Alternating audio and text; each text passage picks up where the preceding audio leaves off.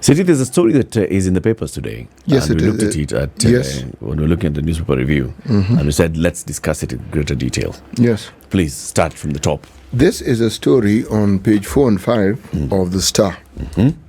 President Ruto moves to stop erratic county taxes. That's how it is headlined. And I said this headline is misleading. Okay? Now, the bill has been proposed. There's a bill. County Government's Revenue Raising Bill 2023. Okay? Let me just read the key highlights to this bill. Finance CECs to submit tax proposals to CRA and Treasury. Okay? Okay. Proposed tax to be submitted 10 months to the start of a new year. CRA to review CEC proposals, submit to Treasury within 30 days. National Treasury to make recommendations within 90 days. No arbitrary grant of waivers or taxes, levies or fees or a charge. Counties may engage Kenya Revenue Authority as collecting agent. Committee to be formed to review existing taxes. Okay. Read the story. This is the story. Okay. This bill is sponsored by Majority Leader Kimani Ichung'wah. It provides that counties first submit proposed taxes, fees, levies, or any charge to the National Treasury and the Commission of Revenue Allocation for approval. According to the County Government's Revenue Raising Process Bill 2023, counties would have to explain to the Treasury and CRA why they're imposing a tax, levy, fee, or charge.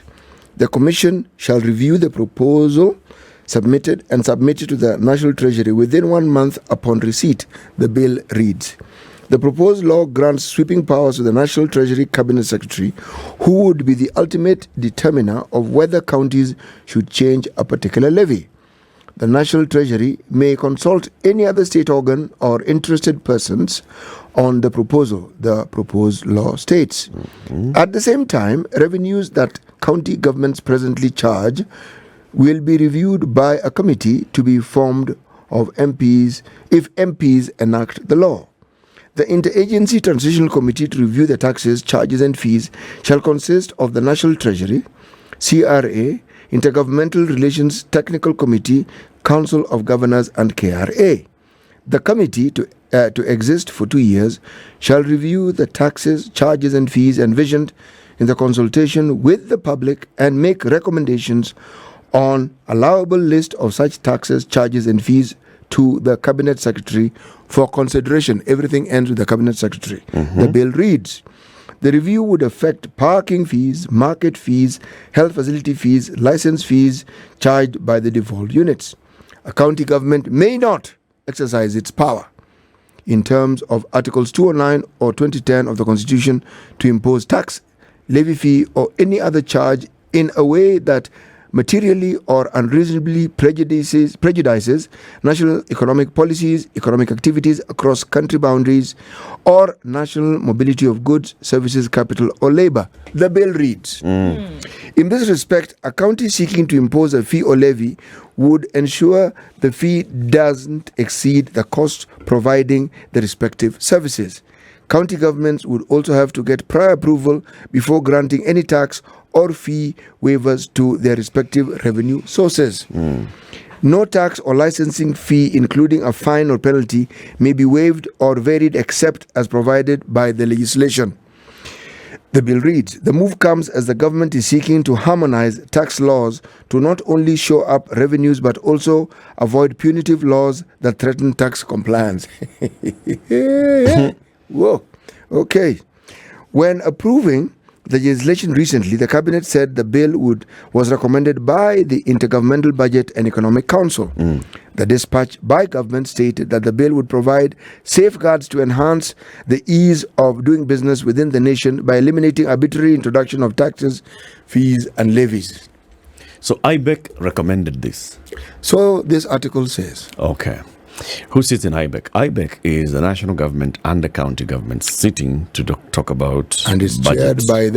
It's chaired by the deputy president. Yes. Other members include the cabinet secretary for the national treasury. Yes. The governors. Yes. The finance officers from the counties. CRA, Relations Technical Committee. The Intergovernmental Technical Relations Committee. Yes. Those are the ones that sit there. So yes. they sat and they looked at the arbitrary imposition of taxes and levies by counties. And they decided to harmonize this. The best thing is, let's come up with a bill that says, if you want to come up with a new tax, go to this team, which will be with the Cabinet Secretary for the National Treasury, the Commission on Revenue Allocation, and others. But the CS for the National Treasury has the ultimate say-so on whether you can levy, you can add 10 bob to market fees in your county. Yes. That's what this law is. This law is or actually if you want saying, to increase parking from 120 to 140, the National Treasury must approve. which means the county assembly has no powers. Okay. They cannot determine anything. So essentially, the independence of the county government is ceases Okay. because the Treasury, CS, is the one who has the ultimate say on these matters. Even if we did not give any other example, even if nothing else were to come up as a result of this, even if nothing else were to have happened before this that you're talking about today, this alone would suffice the argument that Eric raises, that there seems to be an active role being played by the national government to undermine devolution. Because one of two things happens with devolution. There's a decentralization from the national government, then going out to subnational, whichever you want to look at it. If you look at a federal government, you look at the state system. If you look at the government that Kenya has, then you look at the county system, then now going down from your governor to your ward reps, being MCAs, etc., etc. So you have decentralization from the central, obviously from the central government, handing over power and authority in the decision making of administration of governance, and also, very important, the spending of resources. So the authority then is vested in these subnational entities by nature of devolution itself. Now, when you repeal that and come and say anything then that you're going to do as concerns how you will run your counties or how you will spend your money, that you then have to come back and ask the national government for the authority to do so, you might as well not have devolution. You might as well not have the counties. You might as well not have the county bosses in the name of governors or the ward representatives in terms of MCAs, because you're still going to have to ask for permission from the national government, which is what devolution came about to erase in the first place. So what are you trying to say? That devolution then is not needed because you're still going back to the central government in the first place. Let's look at this thing sequentially, okay? And let us look at what the President William Ruto administration has actually done in the last, 7 months or so? Number one, IBEC, this one, chaired by the Deputy President, has been discussing the next division of revenue for the next financial year's budget. And we've all seen the Commission on Revenue Allocation recommends that in the next financial year's budget, counties collectively should receive at least 420 billion shillings. The county governors go to IBEC and say, okay, I think it's best if we actually got, is it 440 that they wanted? The national government, through the Deputy President, says, apana. You know, from the current financial year 365, the only thing we can do is maybe go as far as 385 billion shillings. Na hatuna pesa ingine. Kabisa. So first, the national government is stuck, and in fact, it's even gone to the budget policy statement, which is now before the floor of the House, going to be passed on these 385 billion shillings being what they'd like to start working with and budgeting with. Okay? It means that if this conversation does not change, what will come as the division of revenue bill will have 385 billion. The national government is increasing its own spending from 3.2 trillion shillings to 3.6 trillion shillings, as an extra 400 billion shillings, more than the amount of money that goes into the counties. So let's even say that from that extra 400 billion shillings, that's where the 385 will come from. So the national government will spend 3.2 trillion shillings while counties get only 385. That is one issue that raises a red flag. And I raise this as a red flag because I look back at the plan that's been presented by the president as this is the manifesto of my administration. It is based on 5 things, and we talked about them. One is supporting agriculture and saying that agriculture, if agriculture works in this country, it makes a lot of sense. It has the biggest multiplier effect on our economy. Sure. It employs the most number of people. If agriculture works, it means that it can also make SMEs work in terms of value addition. If agriculture works, it has food security comes in. If agriculture works, a lot works. If agriculture works, we export more. We earn more. Agriculture, big. Number 2 of President Ruto's plan is MSMEs. MSMEs are the hustler, the mtu mdogo, the yule mama anauza mboga pale kwa wheelbarrow, the mtu wa bodaboda, the yule mtu anauza miwa.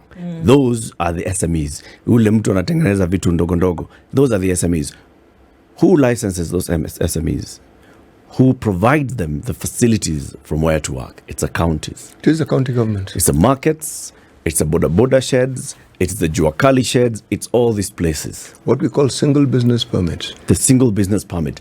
It's a county that supports this function. MSMEs. MSMEs working in this country makes a lot of sense as presented by the president. Third on the president's agenda is housing. Housing, let's jenga houses. This is where now we shall use the local masons, the local carpenters, the local mtu wa stima, the local. Those are who? Those are these SMEs that are going to be providing the doors and windows and roofs and mtu wa plaster na mtu wa koroga for housing. Housing works. Universal health coverage. Health is a devolved function. Make it that work means that you need to have devolution working. And then all these things are supported by the digital economy. Okay? Now, if these 5 items in the president's plan, all these have a function that works directly with devolution, why then would we see devolution being A, underfunded, 2, devolution under this administration is not receiving a single shilling of its division of revenue from the National Treasury for 3 months consecutively, and no explanation being given, no attempt being given to address this? 3 months. And then we have this bill that says, in fact, for your own revenue, own source revenue, if you want to discuss raising your own source revenue in any other manner, you must get approval from the Cabinet Secretary for the National Treasury. This chronology brings me to that logical conclusion that there's an attempt here, a very deliberate attempt to actually stifle and eventually kill devolution. I stand to be corrected. You know, if you look at something as simple as legislative sovereignty, why did you give the why does the Constitution give what I may refer to as semi-autonomous power to the county governments, and also give them a legislative arm that does the very thing that is being proposed to be taken to the national government? This is the National Assembly. They make laws. Yes, there are limits within which they can make the laws, but insofar as they are making laws that benefit that particular county and does not abrogate laws that are within the Constitution on the larger, broader national front, there's nothing wrong. That's what they're supposed to do. But that's why it was put there in the first place, because it was trying to bring the resources and the power closer to the people, which is what devolution is supposed to do. Actually, that is probably what it is, because you see, there are 2 main pillars on which devolution was based, what you call the political pillar and the fiscal pillar. Okay? Now, the political one we understand easily. Now, the fiscal one, this matter of own source revenue, this thing has been mired in a lot of mud and a lack of clarity throughout. Yep. And any attempt to bring clarity to it is always obfuscated one way or the other. But own source revenue is revenue. There seems to be this desire by the national government to control the own source revenue. Yet, if you look at the way devolution was actually crafted, it isn't as though own source revenue can be spent by the national, the county government as they see fit. No. It doesn't quite work that way. No. There's a process that is followed even with own source revenue, meaning there was a need to have a check and balance within the Constitution, while at the same time, yes, dispersing power, but maintaining what we may call national unity. So the oversight that the government is supposed to provide was always there. Sure. It was always there. But now this isn't oversight. This is control. Exactly. So now, usually, if you're trying to find the reasoning behind somebody doing something in a court of law, why somebody committed a crime, even asking a child, you want to question motive.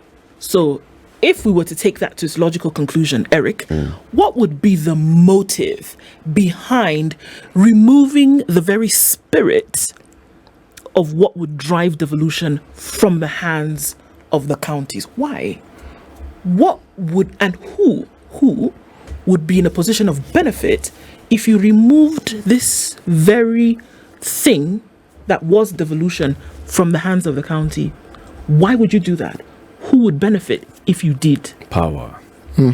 Power and control. Because clearly, the person who is at the helm of the national government, right? In addition to, of course, the person at the helm of the national government is at the helm of the state. Is the head of state. But those others who are working with him or her in the national government also want her to have power. It's the same thing we have seen. Yes, we have devolved. Yes, healthcare is devolved. But how much control is still vested at the national level? Agriculture is devolved. How much control is still vested at the national level with budget here, budget there, Of budget the allocated budget for these two ministries that you speak of, how much is it that actually, what percentage actually goes to the counties? And how much of it remains at the national level? That will tell you whether agriculture or health services are actually devolved or not. Yeah. Because if the bulk of the money remains with the national government, with the ministries, then those two ministries are not devolved. They're only devolved in paper. It's just a subject of conversation. So when you say, what are devolved? You mention, but they are not devolved. They're not totally devolved. You cannot function as devolution without the finances that are supposed to support the activities. And the one element of control, obviously, is the money. Always. We talk about the independent of all these independent offices, but they have to get money for them to function. Yes. Now, in terms of devolution, there's this institution called the National Treasury. The National Treasury currently is headed by the person who is the Minister for Finance at the national government. Problem already. Okay. Now, this person has a dual function. At the national level, do national planning. At the national level, do those things of national debt, national borrowing, national fiscal management, national everything. But at the same time, he's controlling the National Treasury, and he determines when to release money and how much and how often to the devolved units. Over the last 10 years, has always been the issue. It's a bone of contention that has been there for the longest. Start with Isaac Ruto as chairman, go to Peter Munye as chairman, go to... Keep going. All of them. The current... the governor of Kirinyaga. The former governor of Turkana, Nanok as chairman, go to... Keep going. All of them. Up to the current chairman, who is the governor of Kirinyaga. Every chair of the Council of Governors always has to read a statement complaining about the delays in disbursement of money to the counties and the impact that is having. Peterson Washira, the chair of the Clinical Officers Union, was actually even giving us the other side. So when that money is delayed and the county has to pay salaries, some of the counties have to go to the bank and get an overdraft. Overdraft means interest. Yes. Means when the money comes, you are paying double, no, not double, but you're paying a certain amount over and above what you should have paid. And that is money that should have been used for something else. So that control has always been there with the national government. And now we're actually adding more control by saying, you see, even that on-source revenue, you want to levy a fee for a market. You need to ask us. Ask us. Ask Daddy for permission. Currently, how it works is a county executive proposes levies and fees, prepares it in the budget, goes to the county assembly, and the county assembly discusses and agrees. If the county assembly, MCAs representing their people, if they feel, ukiongeza pesa... Actually, there's a step that they do before that. They go for public participation. Exactly. Is it too far-fetched to think that this is actually an elaborate plan to do it? And though it looks a little bit blotchy from here and there, okay, somebody's coming up with a bill, and that you would look at it and say, okay, no biggie, it's a bill, right? And it could be that it's actually an elaborate plan and it's being released in this manner so that you could think that it was just, serendipity playing out here, but it's actually planned. That folks are going to say, well, essentially what you're going to do, because he who pays the piper calls a tune, isn't it? So it could be a plan to say, here, folks, you are going to pay to see, you are going to essentially kiss the ring here. But And the people, think about it like this. Look at the whole political play and how it happened. Folks who are in strategic positions, at the end of the day, you will pay allegiance to the folks who essentially gave you the ticket to be there. Yep. That's what we're talking about here. yes, we You are. pay allegiance to the people who allowed you, quote unquote, to get into that position at the county level, at the ward level, at the constituency level, whatever it may be. You will pay allegiance. Don't be surprised if you see more like this coming into play. Don't be surprised. I wouldn't be. But to what end? You see, I am To assuming. the end that he speaks about control. Yes. You control the resources. Yes. You're the king of the manor. Yes, that is what you aspire. That is that is what you seek to achieve. But look at this process and look at what else it sets in motion. Okay, this government is fighting on too many fronts. Okay, we have something very fundamental called staple. Okay, it's a front that involves every Kenyan. Just people being able to eat, to survive on a daily basis, not weekly, not monthly, daily. It's a huge problem. We throw in power, we throw in whatever else you want to throw in. Now, this is a fully fledged fight against the county governments. So you brought in governors into this fight. Because remember, these are elected leaders. They're not state officials. These are government. These governors are elected. Now, what do you think? You are the governor. What are you going to tell the people who elected you?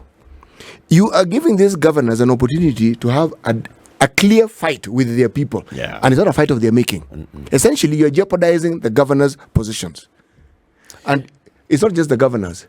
When there's a problem of this nature, who is it who's an elected leader that is nearest to you? An MCA. The MCA. So they will feel the full brunt of this. But you are cascading a problem from the national level and you're taking it down to where it's going to touch the Mwananchi yet again. A new problem. Meaning the very own revenue sources that the counties have that make it possible for them to actually go to banks and borrow and do whatever they're able to do, you want to control that. Now, if we look at just the control of what the counties are supposed to receive, if we look at how that has been managed, you're going to squeeze it even further, meaning the counties will not even be able to breathe. They'll be starved. Completely. They will Starved have of no cash. wriggling room, none whatsoever. This story says that this was as a recommendation of the Intergovernmental Budget and Economic Council, That's what they say. where governors sit. That's what they say. I'm keen to actually understand what was discussed as the reasons behind this. If the governors If they all present acquiesce to actually this. said, yeah, and the Commission on Revenue Allocation also said, yeah, we need to do this. I mean, you need to be getting approval from. I'd like to understand the logic, because so far from everything I'm reading and hearing, it doesn't make sense to me. Let's take a break. Spice. You're talking about the state of devolution in the country and how safe devolution is, looking at what's happened since 2010. Okay, since 2013, since the first devolved government units came into office. And what was happening in the first years of the Uhuruto administration, the second term of the Uhuruto handshake administration, and now the first couple of months of the President William Ruto administration. What exactly are we seeing? The thing is, over the years, we saw people talking about, okay, devolution is of course under threat. The whole concept of devolution in terms of decentralization of power, which means also the centralization of influence. There are people who were enjoying that immense power and influence at the center, and they were not willing to let go. And it's been a push. Can we devolve all the functions that need to be devolved? Then can finances follow functions? If devolution has something that is actually devolved and completely unbundle that, if you talk about agriculture, completely unbundle agriculture and let agriculture then be run at county level, then retain those areas that are of national importance, like policy and all, at national level. But then the complaint has been that devolution is still not getting the full benefit of agriculture being devolved. Agriculture, there's still a lot of stuff that's happening at the national level. Take in example, the distribution of the subsidized fertilizer. Okay? The national government and this administration, in its own wisdom, decided the best thing to do is to support farmers through the supply of subsidized fertilizer. And they went ahead to allocate a budget, and they went ahead to source for the fertilizer. The questions were, how involved are the governors in this process? Fertilizer arrives, fertilizer goes to the National Cereals and Produce Board that is managed by the national government. Fertilizer sits there, and then we start hearing now the murmurs of, okay, counties, can you help us in distributing this fertilizer to your farmers, please? Remember, county governments were not involved. The national government administration officers, chiefs, were involved in registering the farmer. The Ministry of Agriculture was involved in getting that database, negotiating with Safaricom, negotiating with KNTC, bring in the fertilizer, take the fertilizer to the NCPB, and then in the final minutes is when you're saying, to make this thing work better, how can counties come in and help in the distribution of fertilizer? One issue. And you ask yourself, so was it that devolved units had been forgotten until now when it comes to distribution? They were not involved in the process from the They were very not beginning. involved at all. Yeah, they were not involved. Why were they not and involved? they should have been. If anybody would even look at it, they should have been the ones from the very beginning who were to manage the whole process. To manage the process, seriously, it should have been, look, because we know for sure that it was the national government who worked in the role of coordination of bringing in this fertilizer as an incentive for farmers. Yep. That is granted and it's accepted, and the national government is thanked for it. However, by virtue of the fact that government runs in a certain way, especially with the devolved units, you know that farmers were getting this fertilizer at the county level, were they not? Did they all have to traipse to Nairobi to get it? No, they did not. It was going to be distributed at the county level. It only makes sense that the vanguards of the county then would be the ones who would be involved in the management of the distribution of the same. These are the people that you want to have at the very beginning to do it. So the question is, why were they not involved at that level from the beginning? You should have called upon them to do it. What is the thinking of this? The other one is the issue of healthcare, okay? And we had the doctor and the clinician here. And they were talking about, we need to hire more doctors. But for us to hire more doctors, if you look at the Public Finance Management Act, it says the amount of money that you get in your budget, there's only a certain amount that can go to recurrent expenditure, and the rest must go to development funds. 65-35, that's a split.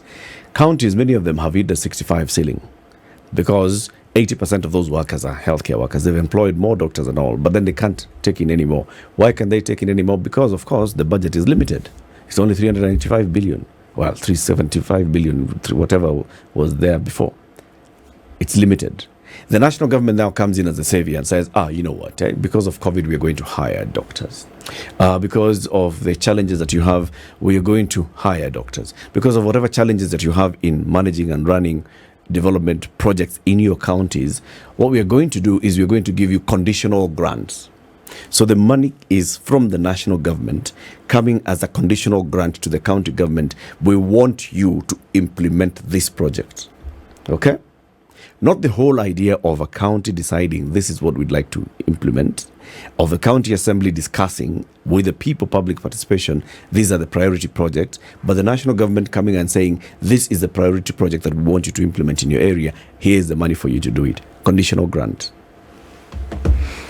Look, I'm sorry, but for me, it's very simple here. That it all flies in the face of what devolution was originally designed to do.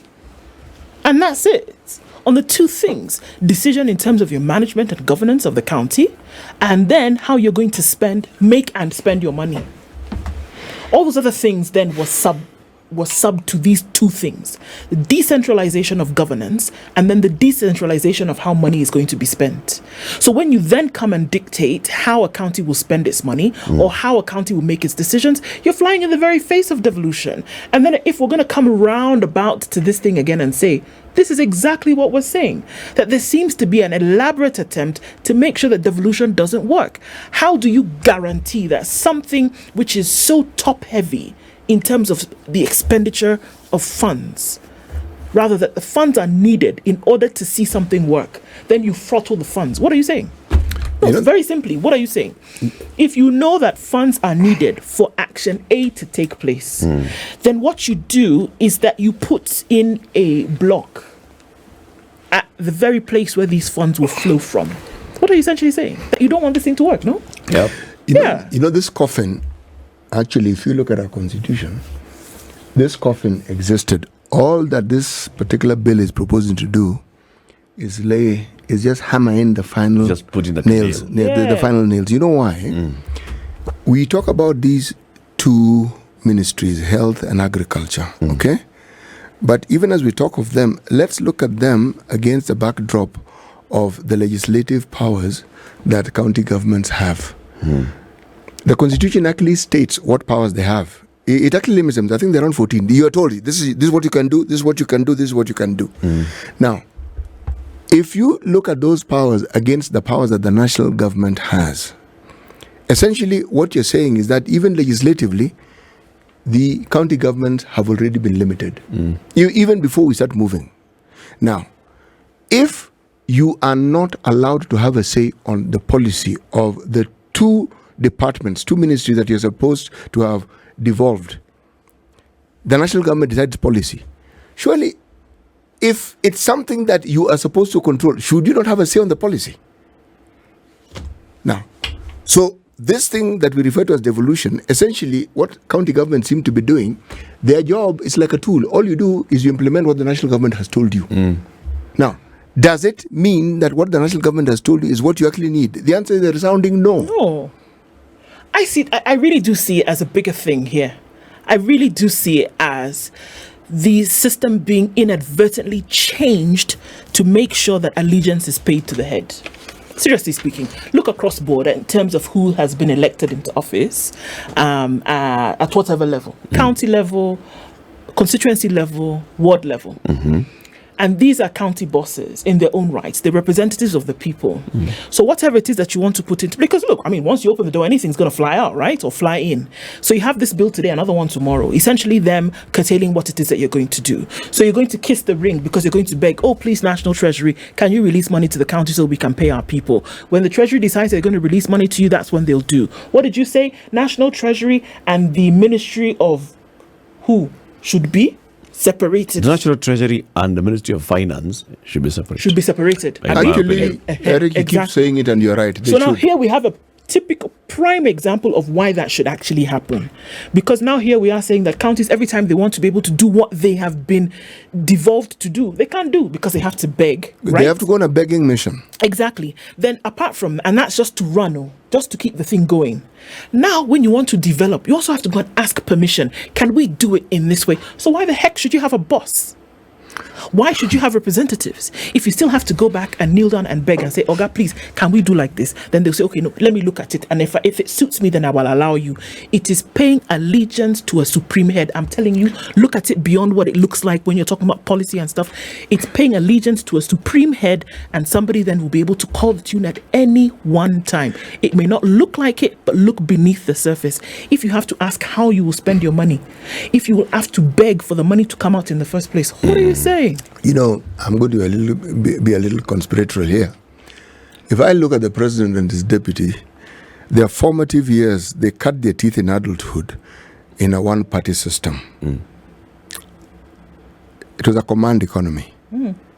Now, if that is where you grow up, this is where you develop and you see and you understand that a government has to be centralized and everything emanates from the central government. Yes, multipartism may come along, devolution may come along, but it strikes you as the anomaly you can do without, because your whole understanding of government is that it should be something where when you're back, everybody runs for cover. What you're comfortable with is what you grew up with. Now, I could be proven wrong here, but I doubt if I will. For this simple reason. How is it that we look at what we are seeing? You know, this government keeps asking to be given chance to implement. Is this not an opportunity? We are now seeing the chance has been given. We are now seeing the direction in which we are going. Did they not ask for time? See, time is there. Now, we have not had a say in what they should do. They have told us this is what we want to do. Every time this government speaks loudly and clearly, there is a bill being presented, there's a law being changed, there's a law being implemented. It seems to be the legacy of this government. There is always a law being brought to bring in something new that they want.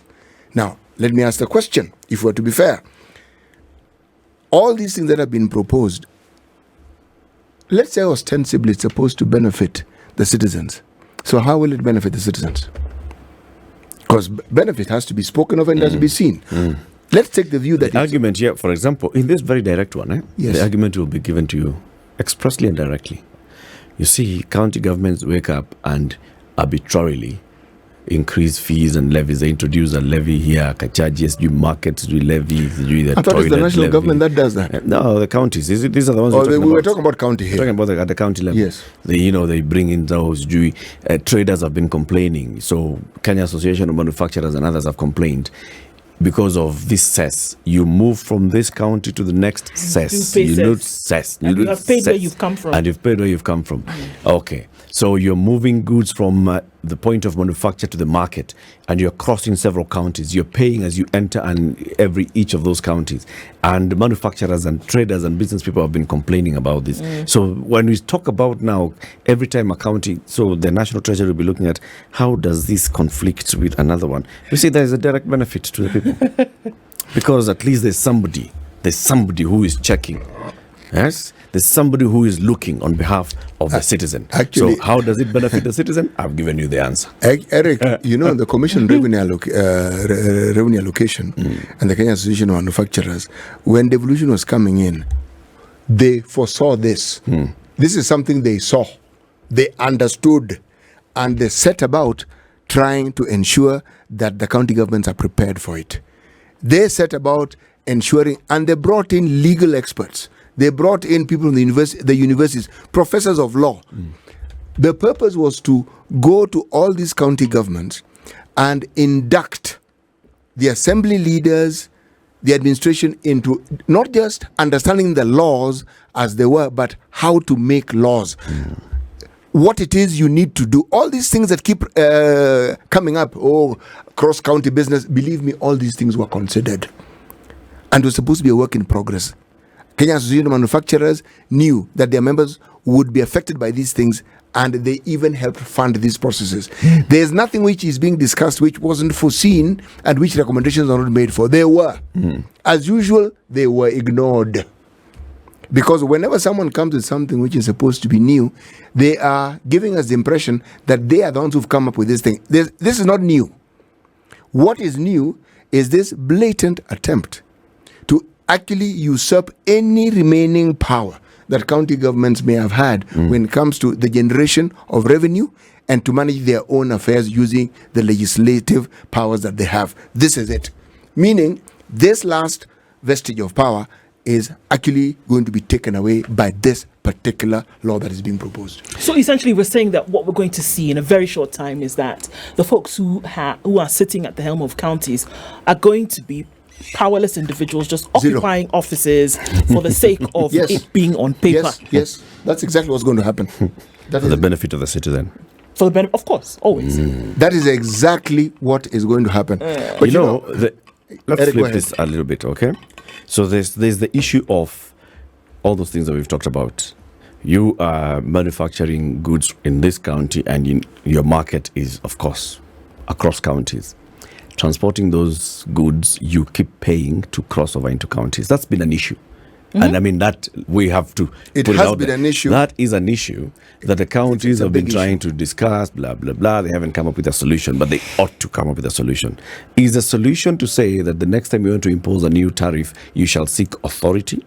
Or is a solution to actually say, can we propose? Can we even draft a bill that shows you how you can harmonize this? Because there's the issue of harmonization of cess. Some counties are okay with it, some are not. Or charge one big amount and then split it across the counties that you will go through. Yep. Or encourage that ingenuity. For example, when Sakaja Arthur Johnson was campaigning to be the governor of Nairobi, one of the things that he promised was that you're going to have a single permit. Yes. Right? So you come in and there's a harmonization of permits. So for all these hustlers, you're a hustler and you're paying so many things. We just say, no. You pay once and it serves you for various things. He's yet to implement it. Let's see how he goes about with his budget. But you see, those are the ideas. If those are the ideas that are there, how about you try them out, execute them, and say, encourage.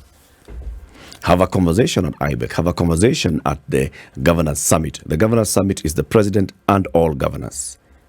Bring it up as the head of government and say, guys, this thing would work better. You'd still be able to make more money. You'd still be able to, but you would be serving the hustler. You know, there are people in this country who actually study these processes we're talking about in great detail, and they will give you models. They'll tell you, you know, even this devolution that we have, by the way, is a particular model that we used, okay? Because there was the option of being completely revolutionary and dismantling the system that we have. You know, this system of devolution is not really revolutionary. No. It's an administrative one. Okay, we have a system. Let's look at what we previously had and sort of like mollycoddle this thing and give a few powers and what have you. Revolutionary would have meant, for instance, the government. This is, how much do we generate in this country? In how many trillions? About 2. Precisely. Half. 1 trillion goes to the counties. That's revolutionary. Because now, the counties actually have might. They can determine, it's a power to do certain things. You can see. Okay? But this dribbles. Penny here, 2 pennies there, 3 pennies here, beg a little more, 4 pennies here. That, my friend, you, as the like saying in business, we are being managed. Okay? That's precisely what it is. If you want to understand, perhaps what we are discussing here, you know, I'm running this thing through my mind, and many things are going through my mind at the same time. And I'm asking myself, what exactly are we seeing here? With all these bills that this government keeps introducing in Parliament, with all these schemes, whether we've gone to Rwanda or we've gone to Zambia or where haven't we gone, or whatever else we are doing, what exactly are we dealing with here? Supreme control in the offing. Yes, and is that control being attained? Well, slowly by slowly, you chip away at it, you'll get there eventually. Yes, you will, but at what cost? At the cost of the representation of the people for whom you hear they're fighting for every day, but that is actually not the case. You have understood it perfectly. You know what I'm saying? I'm saying that this small matter of the oath of office. Are we saying then that our 2 supreme leaders are actually abiding by the oath of office? Remember, oath of office. Oath. Because I see somewhere along the line where the oath of office is being abrogated. Somewhere along the line, the interest of the people that they swore to protect is not being protected. Nasser Laji says, well, guys, counties haven't exactly managed the funds well, okay? For example, he compares with CDF. He says CDF was well managed by and large, but post-devolution, there has been total mismanagement. So there's a case for the central government. The jury is out is that on what this. I don't agree with that at all. Yes, there has been. It's true. There is mismanagement. There are areas of concern that have been raised at the county level, just the same way that many have been raised at the national level. Has there been a movement of the needle in devolution? Have you seen a movement of the needle when devolution was actually implemented? Have we seen things happening? Have we seen? Oh, for sure. Have you seen a development in provision of healthcare? Has there been a change?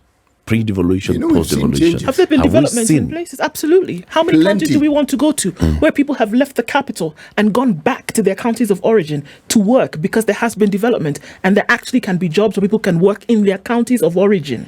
But you know, that's how many have we seen? That's not what we're discussing here. But also the narrative, it's actually a very clear narrative, because the narrative always keeps coming. From year 2 of devolution, look at corruption. The point that is being made is a valid one. However, you see, to say nothing has happened is a lie.